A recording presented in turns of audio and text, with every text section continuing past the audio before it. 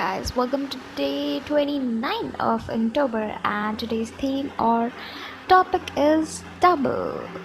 And I still cannot believe that we are at almost at the end of October, and it's just the last 3 days remaining, and after that I swear to God I would have no idea what to do with my life, because I have been so used to drawing every day, recording every day, editing every day, doing the voiceovers almost every day, except for the 2 days I guess I skipped because I wasn't quite well.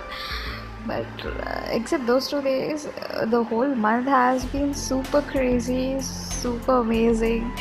And yeah, so to make the last 3 days more challenging, I thought I would give myself, some like, to make it more challenging, I just gave myself some time limit. And yeah, this like today, tomorrow, and day after tomorrow, it's going to be a time limit kind of sketches, so expect some super random and super fast sketches.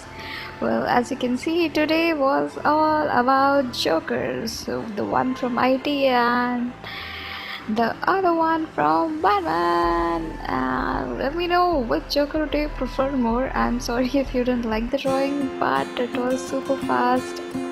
And I hope you guys enjoyed today's video. Only 2 more days to go, guys. I'll see you tomorrow. Bye, guys.